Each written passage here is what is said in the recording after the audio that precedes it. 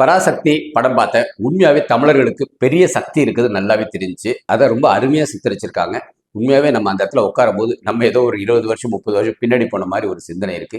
கட்டாயம் அனைத்து தமிழர்களும் பார்க்கணும். இந்த படம் பார்க்கறப்ப பொதுமக்களுக்கு புரியுற மாதிரி இருக்கு. படம் சூப்பர் சூப்பர். ஹிந்தி திணிப்பு எதிர்ப்பா சொல்லிருக்காங்க, நல்லா சொல்லிருக்காங்க. ஒரு உண்மை கதை தான், சூப்பரா இருந்துச்சு. ஃபேமிலியா பார்க்கலாம், கண்டிப்பா பார்க்கலாம். ரெண்டாவது, அனைத்து தமிழர்களும் இந்த பொங்கல்ல ஆரம்பிச்சு மாசம் ஒரு 2 தமிழ் புஸ்தகமாவது நம்ம வாசிக்கணும். நம்ம எதுவும் ஃபோன்லேயே தமிழ் கற்றுக்கணும்னா நடக்கவே நடக்காது. புத்தகம் படிக்கிறது ரொம்ப ரொம்ப அவசியங்கிறது இந்த படம் படித்தப்பதான் தெரிஞ்சிருக்கு. நான் இப்போ புஸ்தகம் படிக்க ஆரம்பிச்சிருக்கேன்.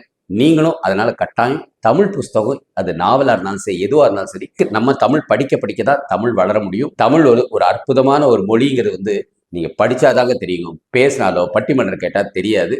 அந்த பராசக்தி படம் மிகவும் சிறப்பாக இருந்துச்சு. கட்டாயம் எல்லாரும் போய் பார்க்கணும். இதை கொடுமை என்னன்னா, இதை ரெட் ஜாயிண்ட் எடுத்திருக்கிறாங்க.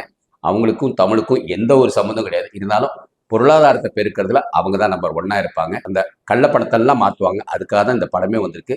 ஆனால் அனைத்து தமிழர்களும் அவசியம் பார்க்க வேண்டிய படம் பராசக்தி. இந்த பொங்கலை பராசக்தி பார்த்து கொண்டாடுங்க. என்னடா பராசக்தி நான் அட்வர்டைஸ் பண்ணுறேன்னு நினைக்காதீங்க. இது தமிழர்களுக்காக உள்ளது. தமிழர் பண்பாடு ஃபுல்லாக தெரிஞ்சிருக்கணும். தமிழ் மொழிக்காக நம்ம எவ்வளோ போராடி இருக்கோம்னா கட்டாயம் பராசக்தி பாருங்கள். சிவகார்த்திகேயனுக்கு ஜெய்.